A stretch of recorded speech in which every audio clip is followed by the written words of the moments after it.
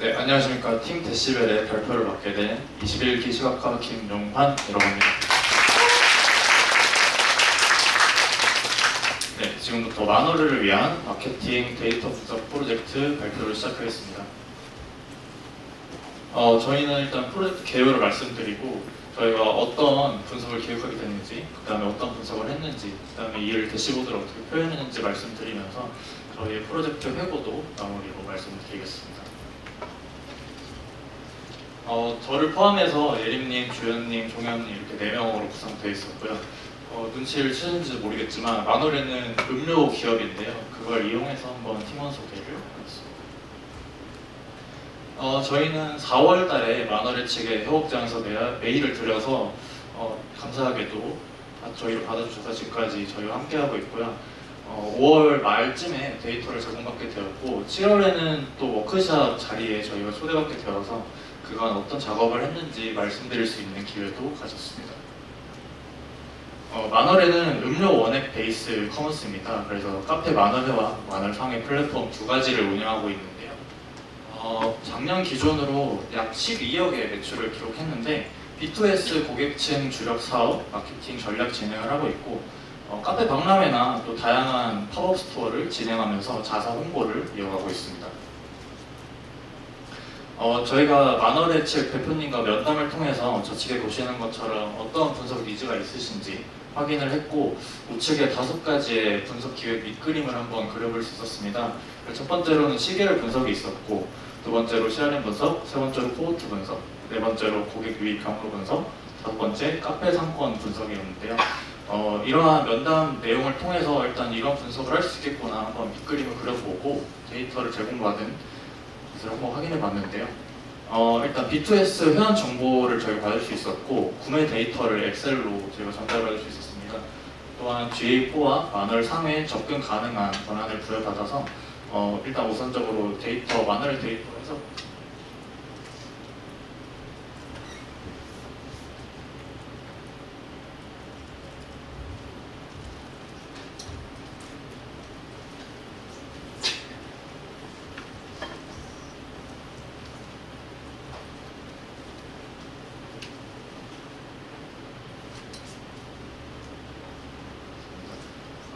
그 데이터 EDA를 한번 진행해 볼 수 있었는데요. 일단 상품별 구매 횟수로는 샘플과 밀크티, 말차 순으로 구매 횟수가 높았고 상품별 판매 금액으로는 말차, 밀크티, 악마, 초코 순으로 판매 금액이 높았습니다. 상품별 구매 횟수에서 샘플이 높은 이유는 아무래도 샘플을 통해서 신규 유입자를 확보하려고 노력했기 때문에 이렇게 나타났습니다. 또한 구매 횟수와 금액 금액의 상관관계는 0.43을 기록했고 구매 횟수와 로그인 횟수 상관관계는 0.78을 기록했습니다. 파트너 등급 회원이 가장 많은 비율을 차지했는데 아무래도 아직 VIP나 VVIP보다는 파트너 등급의 회원이 가장 많은 걸 알 수 있었습니다. 또한 계속해서 성장하고 있기 때문에 작년 기준 23년에 가장 많은 회원이 가입했습니다.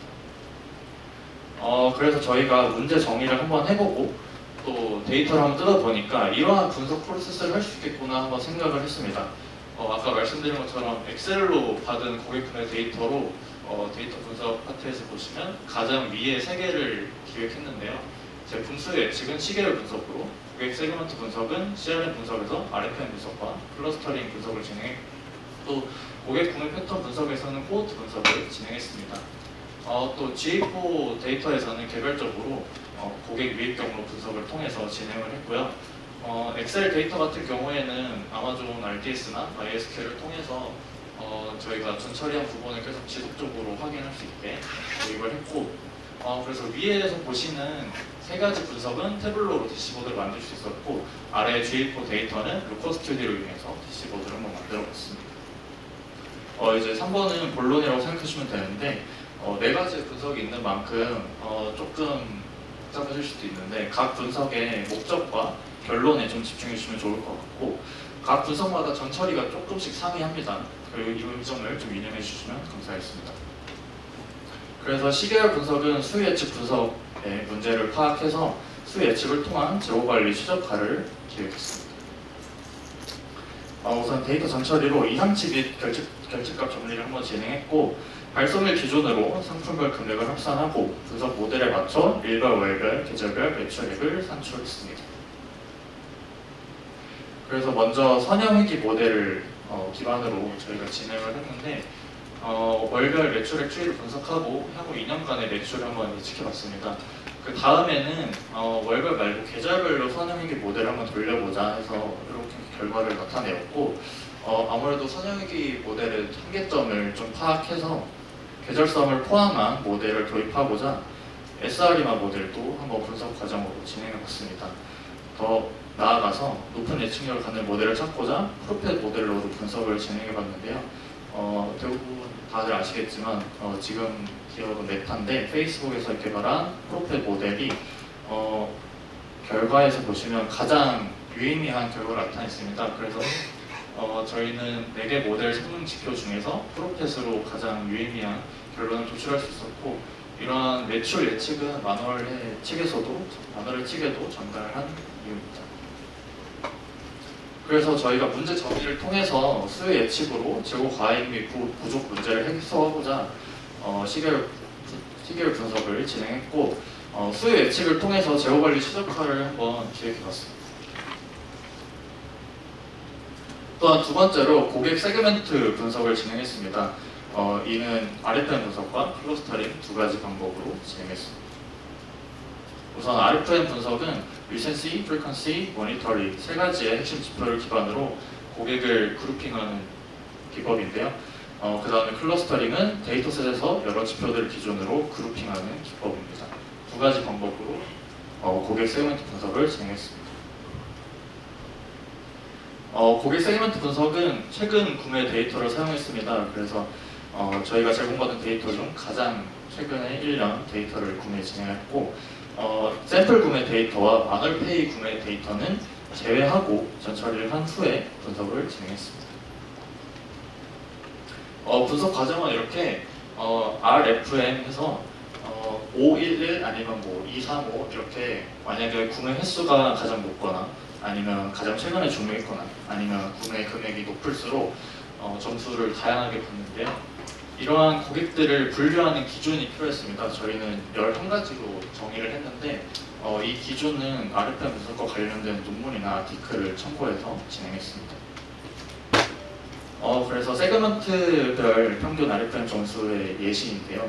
관심 필요 고객과 같은 경우에는 리센시와 프리퀀시보다 모니터링가 상대적으로 낮게 나왔고, 놓치면 알된 고객 같은 경우에는 리센시는 가장 낮지만 모니터리가 가장 높은 것을 확인할 수 있습니다.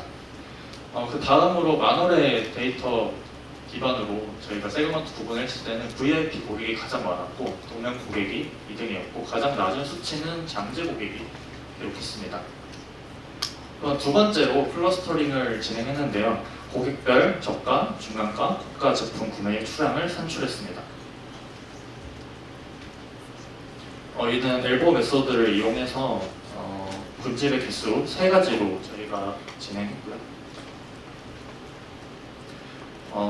좌측에 보시는 것은 PCA 차원 축소부 선점도 차트로 시각화한 내용이고, 0군집은 저가 집중 고객, 1군집은 일반 고객, 2군집은 중고가 집중 고객이라고 해석을 했습니다. 그래서 저희가 고객 세그멘테이션한 분석 결과를 도식화한 내용인데요. 우선 저희가 마누얼의 고객 데이터를 받은 걸 기반으로 RFM 분석 11가지 기준을 세워봤고, 그 다음에 클러스터링을 통해서 3가지의 분류를 할 수 있었습니다. 분석 결론으로는 VIP 고객이 많은 비율을 차지해서 VIP 고객 유지 및 관리가 필요하다고 생각했고, 동명 고객이 상당수를 차지하기 때문에 어떤 이유에서 이들이 이탈했는지, 그 다음에 재구매를 어떻게 유도할 건지 전략이 필요하다고 생각했습니다. 또한 신규 고객 집중 관리가 필요하고, 이탈 우려 고객 및 휴먼 예적 고객 관리가 필요하다고 생각했습니다. 그래서 저희는 더 나아가서 LTR까지 산출을 해봤는데요. 중고가 집중 고객 세그먼트의 경우 높은 LTR을 가지고 있었고, 일반 고객 세그먼트는 대부분 가장 낮은 LTR을 보였습니다. 또한 VIP 고객 세그먼트가 가장 LTR 합이 높았습니다. 저희가 11가지 기준으로 나왔고 3가지의 기준으로 나왔기 때문에 우측에 보시는 것처럼 태블로에서 트림을 시작할 수 있었습니다. 세 번째로 코호트 분석을 한번 진행해봤습니다. 코호트는 고객 구매 패턴 분석을 위해서 진행해봤는데 크게 1차 코호트와 2차 코호트를 나눠서 분석했습니다. 우선 회원별 첫 구매월을 산출했고 회원의 월별 구매 내용을 추출하고 첫 구매월과 월별 구매 내역을 조인해서 진행했습니다. 그래서 각 첫 구매월에 대해 이후 12개월에 월별 구매 회원수를 산출하고 각 코호트별 12개월의 리텐션도 산출했습니다. 그래서 앞선 말씀드린 전처리로 이렇게 시각화를 나타낼 수 있었고 우선 연도별 신규 구매 고객수 추이를 라인 차트로 한번 나타내봤는데 23년과 24년에 큰 폭으로 신규 고객수가 증가하고 있었습니다. 또한 아무래도 카페 도메인 특성상 계절 혹은 시기에 따라 변동이 컸었고 2021년을 제외한 3월에 신규 고객이 매년 크게 증가했습니다. 또한 연도별 구매 고객 리텐션 추이를 살펴봤을 때는 첫 3개월 내에 가장 높은 이탈률을 보였습니다. 또한 장기 고객 유지 어려움이 보였습니다. 그래서 리텐션율 추이를 통해서 첫 구매월 기준 재구매율이 높은 달을 그리고 낮은 달을 산출할 수 있었는데요. 재구매율이 가장 높았던 23년 6월의 코호트 고객분의 구매 상품별 개수를 보시면 무료 샘플 신청이 압도적으로 많았습니다. 또한 부산 커피쇼에서 유입되어 재구매한 고객이 많은 비율을 차지했습니다.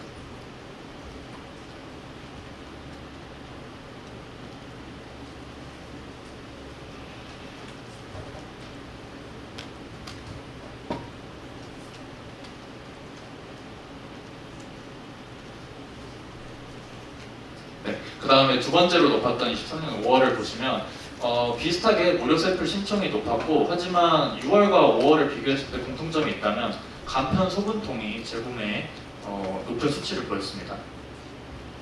그 다음에 재구매율이 낮은 23년 10월을 봤을 때는 무료 샘플 신청이 이상치만큼이나 좀 압도적으로 많았습니다.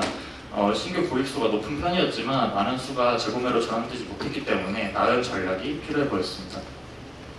그래서 1차 코호트의 결론으로는 첫 구매 이후 3개월 내 높은 이탈률을 보여서 이때 재구매 유도 이벤트를 진행해야겠구나 생각을 했었고 또 간편 소분통의 부자재 재구매 유도를 해야 되겠구나 생각을 할 수 있었습니다. 이를 통해서 만월의 제품 생태계 구축을 통해 락인 효과를 유도할 수 있다고 생각했습니다. 그 다음에 2차 코호트로는 이벤트 기준 코호트인데요. 각 이벤트, 그러니까 만월의 카페 박람회나 만월의 밤 같은 행사의 시작일과 마감일 이후 14일 진행 기간 이에 첫 구매를 한 회원 데이터는 이 이벤트를 기준으로 유입됐다고 생각했습니다. 그런 전처리를 가지게 되었고 신규 고객 수는 적지만 재구매율이 높은 수원 카페 베이커리 페어 이벤트 진행 과정을 분석해 해당 박람회 유사한 박람회를 재진행할 필요가 있다고 생각했고 만월의 밤 같은 이벤트를 재진행하면 어떨까 생각했습니다. 그래서 2차 코호트를 통해서는 이벤트 성과 지표로 코호트 분석 결과 과정을 계속 회고해 보면 어떨까 생각했습니다. 그 다음에 네 번째로 고객 유입 경로 분석인데요. 이는 G4 데이터로 확인했습니다. 올해 상반기 기준으로 일단 신규 사용자 유입은 다이렉트 경로가 가장 많았고 이 3등은 인스타그램이었습니다. 또한 45세에서 54세 사용자가 가장 많았고 여성 사용자가 약 74%, 그 다음에 조각달은 만월에가 납품하는 카페 납품업체 이름인데요. 서울이 가장 많았고 또 사용자들은 오후 10시에 가장 많이 이용했고 오전 11시에 가장 많은 구매 수를 기록했습니다. 또 G4의 탐색 기능을 이용해서 퍼널 차트도 한번 만들어 봤는데 분석 과정은 저쪽에 보시는 것처럼고요. 1단계부터 6단계까지 기간 내 세션을 시작한 사용자 중 3.3%가 결제 완료까지 진행했습니다. 또한 G4로 올해 상반기 기준 코호트 분석을 해본 결과 3월 5주차에 첫 주 구매 수치가 가장 높았고 5월 4주차에 첫 주 리텐션이 가장 높았습니다. 그래서 결론을 내자면 3월에 가장 많은 신규 사용자 및 총 사용자를 기록했고 중장년층 카페 사업자가 다수였고 이들은 주로 저녁 시간대에 웹사이트를 방문하고 낮 시간대에 발주한 행동 패턴을 보였습니다. 또한 유입 경로 2등과 3등은 인스타그램이었는데 최근 구글 서드파티 쿠키 중단 이슈가 있는데 이에 맞춰서 인스타그램 마케팅 역추적 분석이 필요하지 않을까 생각했습니다. 다음 대시보드 저희 시연 영상 파트인데 이 부분은 시연 영상으로 대체하겠습니다.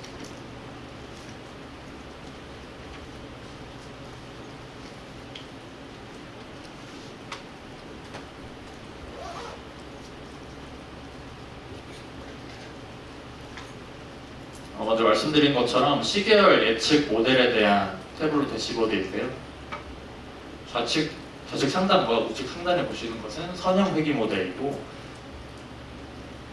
SR이마와 프로펫의 대시보드도 나타내봤습니다. 그 다음으로 시계열 분석 대시보드인데요. 가입 고객 추이를 라인 차트와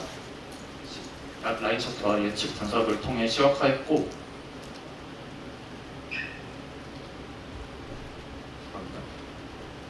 다음에 연령별 매출액을 트림앱으로 진행했고 지역별로도 필터링할 수 있게 나타냈습니다. 또한 코호트 차트도 나타냈는데 코호트 분석 대시보드는 보고서 형식으로 나타냈습니다.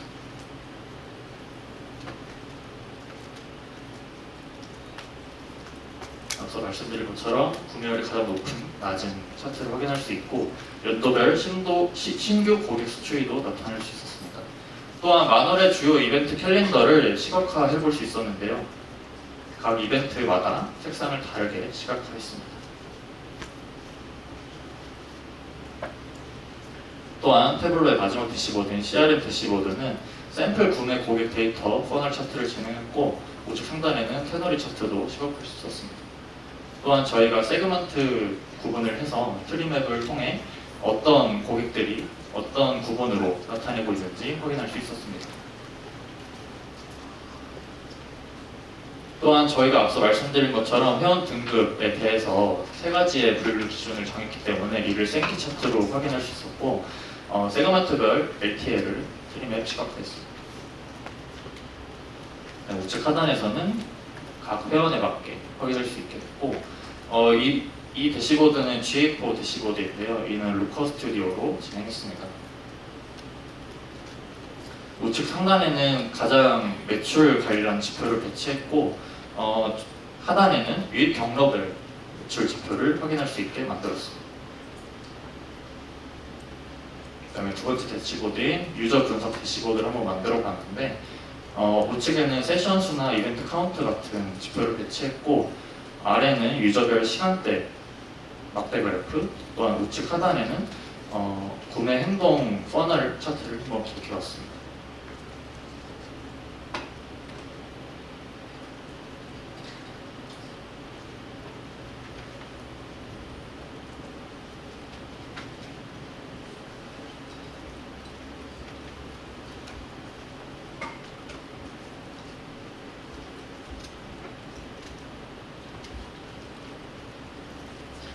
대시보드 시험까지 마치고 나서 결론 및 한계점을 말씀드리자면 저희는 여러 분석 기법을 통해 다방면으로 분석해서 다양한 인사이트 도출을 하려고 노력했습니다.